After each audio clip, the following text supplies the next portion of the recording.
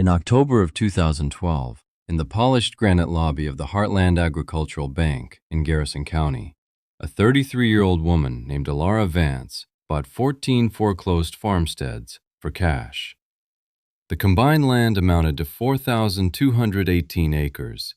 The check she wrote, drawn on an account at a rival bank in the next state, was for $7,381,500. It was a sum that represented more liquid capital than Heartland Agricultural had on hand in its vault that day. The check cleared in 17 minutes. The bank president, a man named Alistair Finch, who had not set foot in the Garrison County branch in 3 years, drove the 112 miles from the city just to watch the transfer confirmation appear on the screen. This is the story of how a woman who was supposed to be bankrupt ended up with the money. It began 2 years earlier, in the rain, November of 2010. David Vance had been 32 years old when his tractor, a 15-year-old John Deere 7810, slipped on a muddy embankment near Miller's Creek and rolled. He had been trying to get one last field of winter rye planted before the ground froze solid. The tractor, weighing 16,855 pounds, came to rest on top of him. He left behind his wife of 6 years, Elara, then 31 years old, and 800 acres of land that had been in his family for 124 years. He also left behind a mortgage of $412,000, 2 equipment loans totaling $88,000, and an operating line of credit that was drawn down by $47,500. The week after the funeral, Marcus Thorne came to visit. Thorne was 42 years old, had been a senior agricultural loan officer at Heartland for 8 years, and was known for his crisp white shirts and his unwavering confidence in Excel spreadsheets. He drove a silver Audi A6, a car that looked alien and sterile, parked next to the Vance's mud-splattered Ford F250. He sat at the heavy oak table in Elara's kitchen, the same table David's great-grandfather had built in 1886 from a tree felled on the property.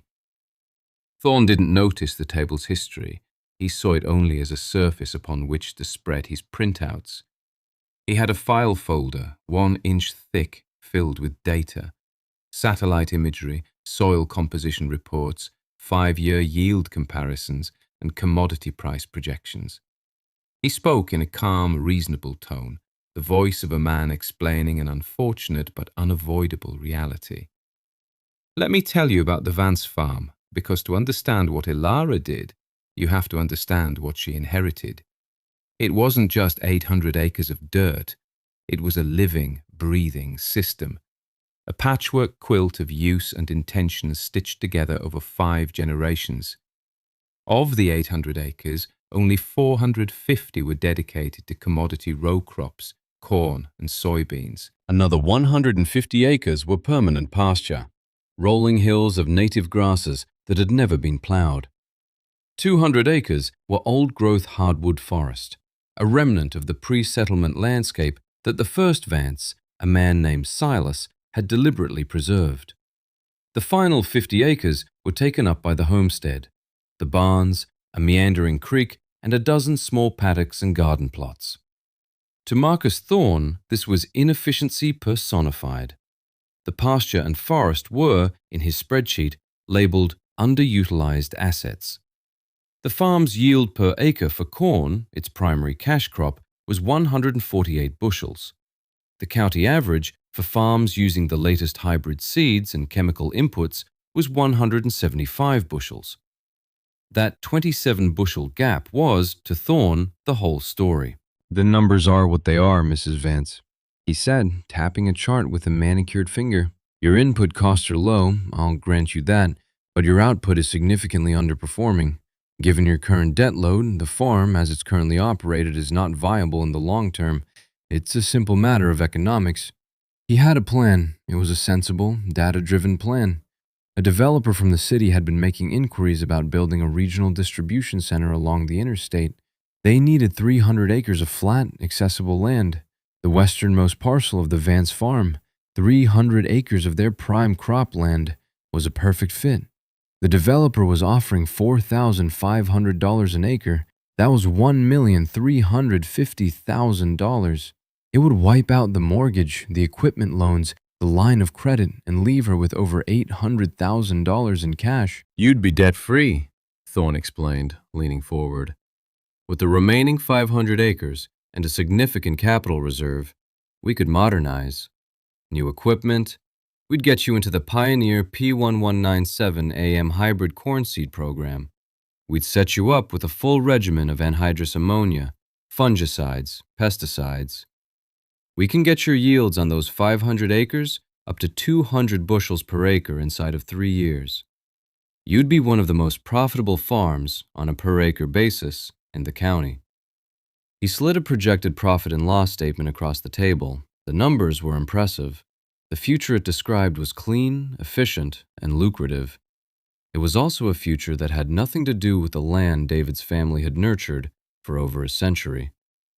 Elara listened. She was a quiet woman, known for her steady gaze. She had come to this farm not as a Vance by birth, but by choice. She had met David in an agronomy class at the state university. While everyone else was focused on genetic modification and chemical engineering, she and David had been the two students fascinated by soil microbiology and mycology. She had married David, but in a way, she had also married his grandmother, Elara Vance. Elara had been the one who taught David the old ways, the keeper of the family's agricultural memory.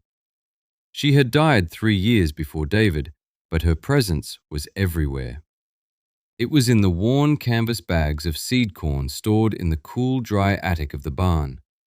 It was in the handwritten notes in the margins of the farm ledgers that went back to 1912. Elara looked at Marcus Thorne, at his clean shirt and his clean numbers. She thought of a conversation she'd had with Elara once, sitting on the porch swing. Elara, then 88 years old, had pointed out at the fields. All these men, she had said, her voice thin but clear, they're all chasing the harvest. They want more bushels this year than last year. They'll poison the ground to get it. They don't understand. You don't chase the harvest. You build the soil. The harvest is just what the soil gives you when it's healthy. Elara stood up and walked to a shelf by the fireplace. She came back with a small cloth bag no bigger than a fist. It was cinched with a leather cord. She opened it and poured a small pile of multicolored kernels onto the oak table. There were shades of yellow, red, blue, and deep purple. This is Garrison Gold, she said. Her voice was soft, but it cut through the hum of the refrigerator. David's great-grandfather developed it. It's an open-pollinated corn. It doesn't yield 175 bushels an acre. It's not resistant to glyphosate, but its roots go down 5 feet. The hybrid stuff they sell now, its roots are barely 2 feet deep. This corn knows how to find its own water. It knows this soil. Thorne looked at the pile of colorful kernels as if it were a quaint folk art display. Mrs. Vance, I appreciate the history, I do, but sentiment doesn't pay a mortgage. We're talking about the financial solvency of this operation. Elara looked from the corn to Thorne's spreadsheet. It's simple economics, he had said. We have to maximize the yield per acre. That's the only metric that matters. She met his gaze. He stayed at a reasonable-sounding position. The story would disprove it through events. He said, the only metric that matters is yield per acre. She replied quietly, almost to herself, quoting Elara. The only metric that matters is how many years the acre yields. Thorne sighed, a quiet puff of exasperation. He packed his papers back into his briefcase. He believed he was dealing with a grieving widow, lost in nostalgia, incapable of making a rational business decision. He gave her 30 days to consider his proposal. He was certain she would come around. Failure to do so, he noted in his report back at the bank, would likely result in foreclosure proceedings within 24 months. After he left, Elara scooped the Garrison Gold corn back into its cloth bag. She held it against her chest. It was one of more than 100 such bags in the barn, a living library of genetic diversity adapted to this specific 800-acre patch of earth over 124 years. There was Turkey red wheat brought over from Russia in the 1870s. There were Cherokee Trail of Tears beans with a story in their name. There were squash and oat and rye varieties that had no commercial names because they had never been sold commercially. They had simply been selected, saved, and passed down generation to generation. This was her real inheritance, not the debt, not the acreage, but a century of accumulated, localized wisdom. The spreadsheets Marcus Thorne trusted so completely had a memory of 5 years. Elara's inheritance had a memory of 124. The next morning, Elara Vance did not call the developer. She did not call the seed dealer. She called a man named Ben Carter, a local logger whose family had been in the timber business for 80 years. Carter was 65 years old and had a reputation for sustainable forestry. She met him at the edge of the 200-acre hardwood forest. Let me tell you about that forest.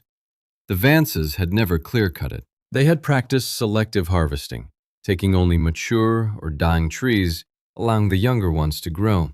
It was a healthy, diverse stand of oak, maple, hickory, and black walnut. Most farmers in the county saw a forest as land waiting to be cleared for more cropland. Thorne's spreadsheet saw it as a non-performing asset. Elara saw it as an annuity.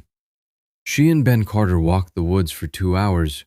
They didn't talk much. He would stop, run his hand over the bark of a black walnut, look up at its canopy, and nod. He knew these woods. His father had logged them with David's grandfather. She didn't sell him the timber rights. That's what a bank would advise. She worked out a partnership. Carter would harvest 10 mature trees a year, no more. He would pay her a percentage of the milled price, not the stumpage price. It was a smaller, slower income stream, but it would last indefinitely. The first year's contract for 3 black walnuts and 7 red oaks came to $18,400. It wasn't a lot, but it was enough to make the next mortgage payment. Next, she addressed the 150 acres of pasture. Her neighbors, who were expanding their corn and soy operations, were renting pasture from anyone they could, pushing their cattle onto marginal land. They paid by the acre. Elara had a small herd of 20 Hereford cattle left from David's modest beef operation. She sold them. All of them. The $30,000 she got went directly to the bank, paying down the operating loan. Then she went to a dispersal sale in an adjacent state and bought 15 Scottish Highland cows and 1 bull. They were a shaggy, hardy breed, smaller than the Herefords, known for their ability to thrive on rough forage and in harsh weather. They were inefficient by modern standards. They grew slower and had a lower dressing percentage, but they required no grain, no antibiotics, and minimal shelter. She practiced rotational grazing, moving them through the pasture in small paddocks, allowing the grass to recover. She found 3 high-end restaurants in the state capital, 90 miles away, that were desperate for a reliable source of purely grass-fed, heritage breed beef. She sold directly to them, bypassing the sale barn. Her price per pound was nearly double the commodity rate. The income was small, but it was steady, and her input costs were virtually zero. It brought in another $25,000 a year. But her most radical act, the one that made her neighbors whisper and Marcus Thorne shake his head in pity, was what she did with her prime cropland. The 450 acres were divided into 3 large fields. Thorne's plan had been to plant all of them in high-yield corn. Elara did something else. She took the best 150-acre field, the one with the deepest topsoil and the best drainage, and she didn't plant a cash crop at all. In the spring of 2011, she planted what the old-timers called a green manure cocktail. It was a complex mix of 12 different species: hairy vetch, crimson clover, Austrian winter peas, oats, barley, rye, and most importantly, deep tap-rooted plants like daikon radishes and chicory. It cost her $4,000 in seed and the fuel to plant it. To her neighbors and to the bank, it looked like madness. She was sacrificing a year's revenue, at least $100,000, from her best piece of ground. Marcus Thorne drove by one day in June. The field was a riot of green growth and purple and red flowers, buzzing with pollinators. It was beautiful, but it wasn't corn. He called her that afternoon. I was just looking at your financials, Mrs. Vance, he said, his voice tight with professional concern. And I see the payments from the logger and some direct beef sales, and that's fine. But I have to ask what your strategy is for the West Field. My satellite data shows it's not planted in corn or beans. It's planted in a cover crop, Elara said. There was a pause. For the entire season, you're not planning to harvest anything from it? I'm harvesting fertility, she said. I'm harvesting soil structure. I'm harvesting water retention. Thorne didn't have a column for those things in his spreadsheet. Mrs. Vance, he said slowly, I need to be very clear. Voluntarily taking 1/3 of your most productive land out of commission for a full year is not a sound financial strategy. I'm going to have to formally note this in your file as a high-risk practice. You do that, Mr. Thorne, she said, and hung up. On the remaining 300 acres, she planted the Garrison Gold corn and the Turkey red wheat. She used no commercial fertilizer, no pesticides, no herbicides. Her weed control was a rotary hoe and a cultivator, slow and mechanical. Her yields were, as Thorne had predicted, low. She harvested 145 bushels of corn per acre and 45 bushels of wheat. The county averages that year were 178 and 62. Her neighbors, running brand new $1 million combines with GPS guidance, finished their harvest in a week. Elara, using her older, smaller equipment, took 3, but her costs were a fraction of theirs. She had no bill for fertilizer, which had spiked in price that year. She had no bill for patented seed. She saved her own. She had no bill for crop dusting or chemical spraying. When the final numbers for 2011 were tallied, her net profit per acre was $312. The average for the high-yield farms in her county, after their massive input costs were factored in, was $340. She was still behind, but not by as much as the yield numbers suggested, and she had paid down another $75,000 of her debt. It wasn't a miracle, it was a grind. She worked from before sunrise to after sunset. She learned to fix the aging machinery herself, her hands becoming calloused and stained with grease. She felt the loneliness of the big farmhouse, the quiet weight of every decision resting solely on her. There were days she sat at that oak table and wondered if Thorne was right, if she was just clinging to a ghost. Then came the summer of 2012. It started with a dry spring, then the heat arrived in June and never left. For 45 straight days, the temperature in Garrison County topped 95 degrees Fahrenheit. For 18 of those days, it broke 100. The rain stopped. Not slowed down, it stopped. The creeks dried up to a trickle. The ponds on the farms evaporated, leaving cracked mud plates where water had been. The year 2012 became the year of the great drought, the worst in a generation. Let me tell you about what a drought does to a modern farm. The hybrid corn, bred for maximum yield in ideal conditions, had shallow root systems. They couldn't reach the receding moisture deep in the subsoil. The fields, tilled year after year and treated with chemicals, had lost their organic matter. The soil had become compacted, unable to absorb what little rain did fall. When the heat came, the moisture in the topsoil simply baked away. The corn stalks, which should have been 10 feet tall and dark green, were stunted, yellow and brittle by mid-July. The soybeans wilted, their leaves curling inward to protect themselves. The farmers who had followed the advice of men like Marcus Thorne were in a panic. They had bet everything on high yields, and to get those yields, they had spent a fortune on inputs.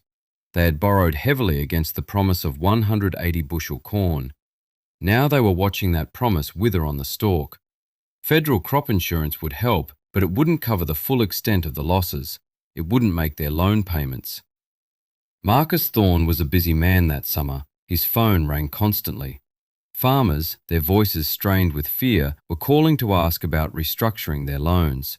The bank's portfolio, once a collection of solid agricultural assets, was starting to look toxic. The data in his spreadsheets, the projections based on 5-year averages, were suddenly useless.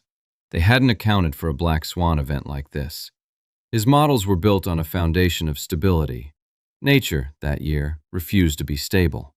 One afternoon in early August, Thorne had to drive out to the west end of the county to meet with a farmer who was going to default. On his way back, he decided to take the gravel road that ran past the Vance farm. He was curious. He expected to see the same devastation he was seeing everywhere else, perhaps worse. He pulled his Audi over at the edge of the field that had been in cover crops the year before. Elara had tilled the massive growth of green manure back into the soil in the late fall. This spring, she had planted it with Garrison Gold corn. The corn in her field was not 10 feet tall. It was perhaps 7, but it was green, a deep, healthy green. While the fields around it were yellow and failing, Elara Vance's corn was alive. The leaves were broad, catching the sunlight. Tassels were forming, ears were developing. It wasn't a bumper crop, but it was a crop. Thorne got out of his car. The air was hot and dusty. He walked to the edge of the field. The soil, unlike the concrete hard dirt in the neighboring fields, was dark and aggregated. He could see the residue of the previous year's cover crops on the surface, a mat of organic material that was acting like a mulch, shading the soil and preventing evaporation. He knelt and dug his fingers into the earth. It was cool and slightly damp just an inch below the surface. He didn't understand. By his metrics, this was impossible. This was low-tech, sentimental farming. It wasn't supposed to work. He drove down the road to her other fields. The wheat was already harvested, the stubble golden. The pasture where her shaggy highland cattle grazed was brown, but not bare. The rotational grazing had left enough grass to cover the soil, and the hardy cattle were still finding forage. What he couldn't see from the road was the true difference. The 12-species cover crop from the year before had done its work. The deep taproots of the radishes and chicory had broken up the compacted subsoil, creating channels for water. The legumes, the clover, vetch, and peas, had fixed atmospheric nitrogen, storing it in the soil. When Elara tilled it all in, she had added tons of organic matter to the field. That organic matter acted like a sponge. Every drop of the scant spring rain had been absorbed and held. The Garrison Gold corn, with its deep 5-foot roots, was now tapping into that deep reserve of moisture, a reserve that her neighbors' shallow-rooted hybrids couldn't reach. Elara's farm was not immune to the drought. It was stressed, but it was not dying. It was resilient. And resilience, it turned out, was a form of wealth that spreadsheets could not calculate. The harvest of 2012 was a catastrophe for Garrison County. The average corn yield was 35 bushels per acre. Many farmers harvested nothing at all, simply tilling the dead stalks under to collect the insurance payment. The average soybean yield was 12 bushels. It was a bloodbath. Elara harvested her corn in September. The yield from the field that had been cover cropped was 110 bushels per acre. On her other field, it was 95. It was her worst harvest ever. But it was 3 times the county average. She sold her corn not on the depressed commodity market, but to a niche distillery that made organic whiskey and was willing to pay a premium for drought-tolerant, non-GMO corn. She got nearly $9 a bushel when the market price was hovering around $6.50. Her neighbors, even with crop insurance, were ruined. The insurance checks covered their input costs, but they didn't cover the payments on the $500,000 loans for land they'd bought when prices were high. It didn't cover the payments on the $700,000 combines. The wave of defaults began in October. Heartland Agricultural Bank, which had financed the expansion of dozens of these farms, was in trouble. They were suddenly the reluctant owners of thousands of acres of drought-stricken farmland. On their books, this land was a liability. They had to get it off their balance sheet before the end of the fiscal fourth quarter. They couldn't sell the farms individually. There wasn't time, and there were no buyers. So they did what troubled banks do. They bundled the toxic assets. 14 farms, 4,218 acres, for sale as a single lot, to a single buyer. No financing offered, cash only. The sale was quiet, not a public auction. They sent out a prospectus to a list of corporate agricultural investment firms and high net worth individuals. They were hoping some faceless corporation from Chicago or Omaha would buy the land at a discount, write a check, and make their problem go away. No one in Garrison County knew the details. They only knew that their neighbors were losing their land, and the bank was taking it over. They knew that the "for sale" signs posted by the bank were not like normal realtor signs. They were stark, official notices of receivership. The whole county felt like it was holding its breath, waiting for the other shoe to drop. On October 26, 2012, Elara Vance drove her 10-year-old F250 into town. She didn't go to Heartland Bank. She went to the smaller Garrison County Credit Union where she had opened an account 2 years prior. She met with the manager, a woman she had known since high school, and arranged for a certified check to be drawn. The money wasn't coming from the credit union. It was being wired in from an investment account she held with a firm in Des Moines, an account that no one at Heartland Bank knew existed. Let me tell you about the money, because it wasn't a miracle. It was the result of a single, brilliant decision David's grandmother, Eleanor, had made 50 years earlier.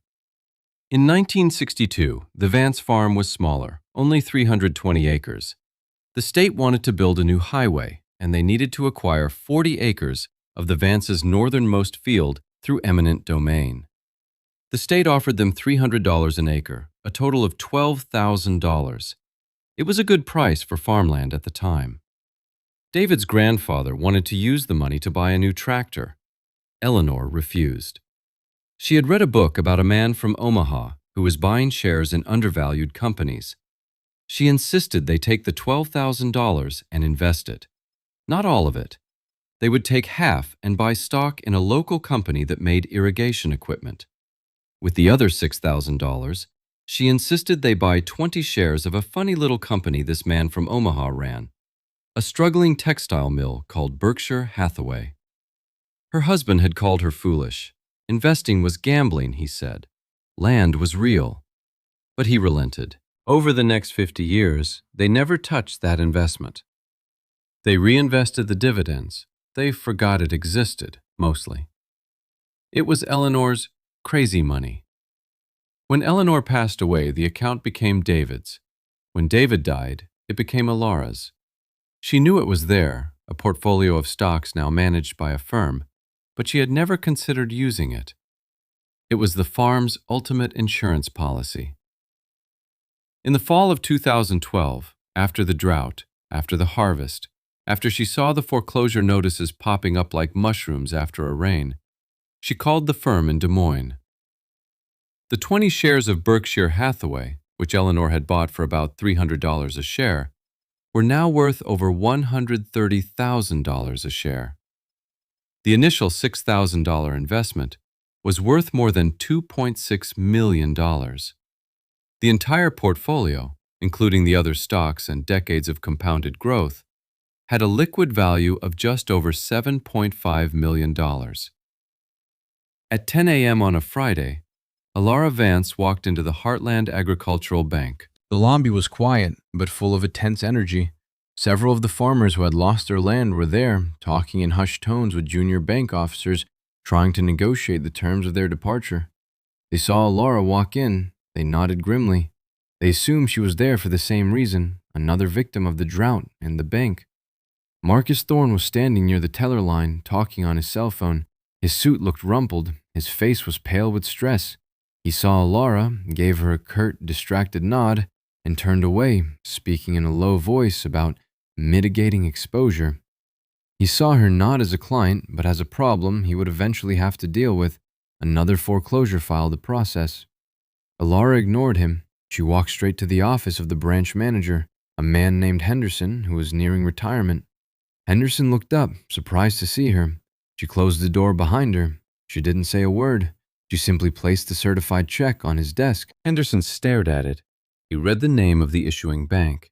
He read the payee, Heartland Agricultural Bank. Then he read the amount, $7,381,500. He blinked. He looked at the memo line. It read, "Purchase a 14-farm REO lot." He looked up at Elara. His mouth was slightly open. Is this real? It is, Elara said. Henderson picked up his phone. He made a call to the bank's headquarters. He spoke in a low, urgent whisper. The entire lobby had gone quiet. Everyone was watching the closed door of the manager's office. Marcus Thorne had ended his call. He was standing with his arms crossed, an annoyed look on his face, wondering what was going on.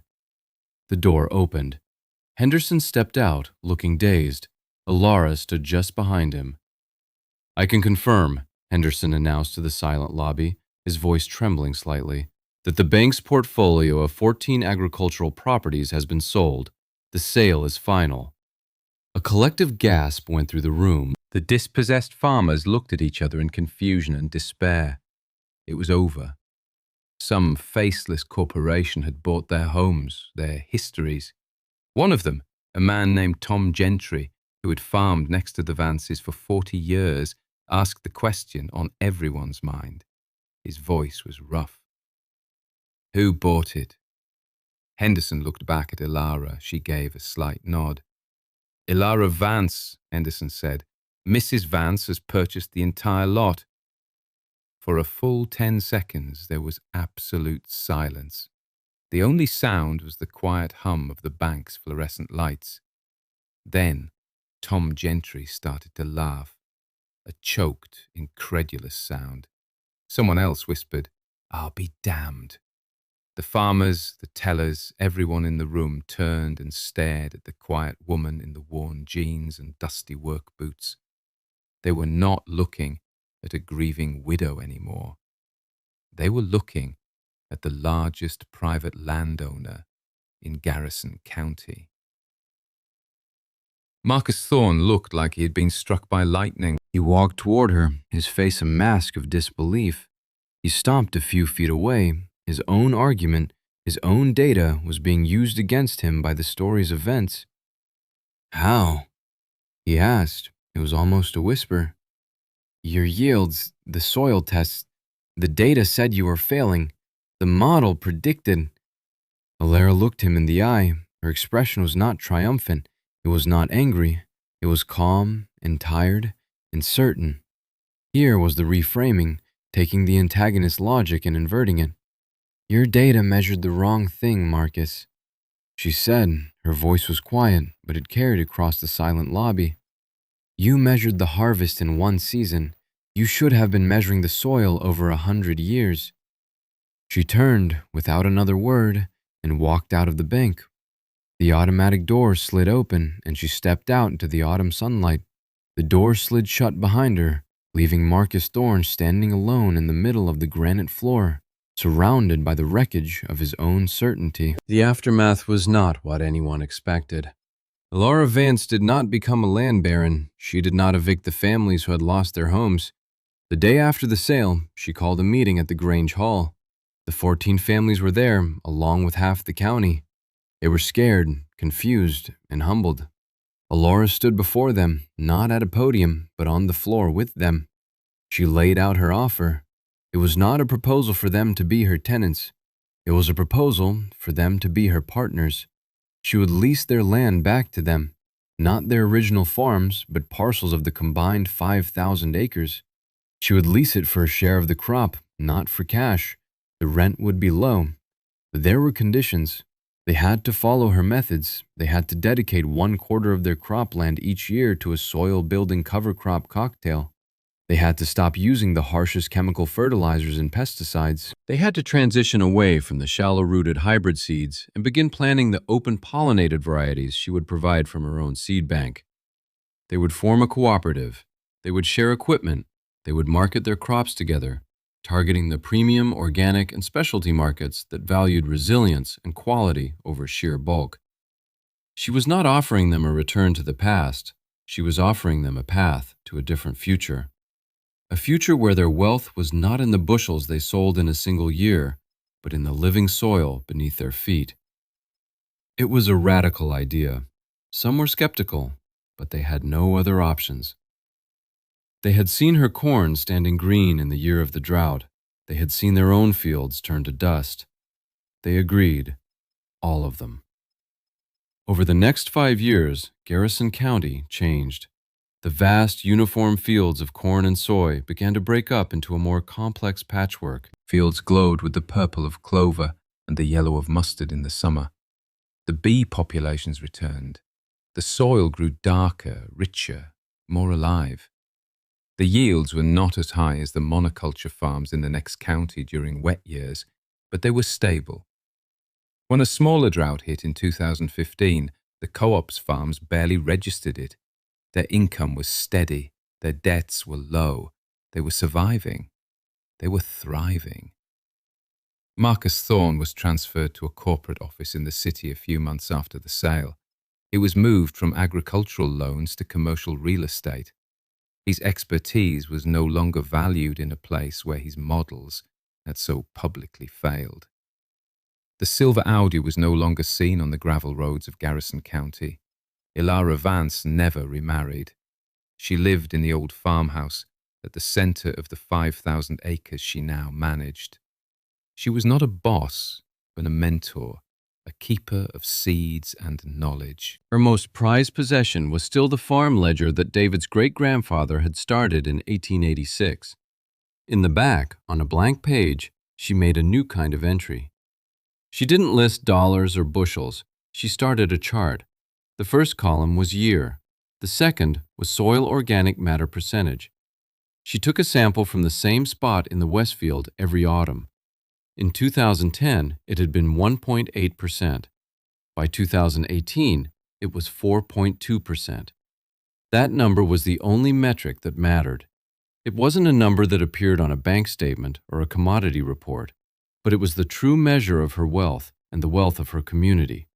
It was the quiet, accumulating dividend paid by patience. It was the proof that what is fragile breaks under stress, but what is resilient endures. The farm and the families who worked it had endured. They had learned that a harvest is something you take from the land in a single season. Fertility is a gift you give back to it, a gift that returns year after year after year for generations.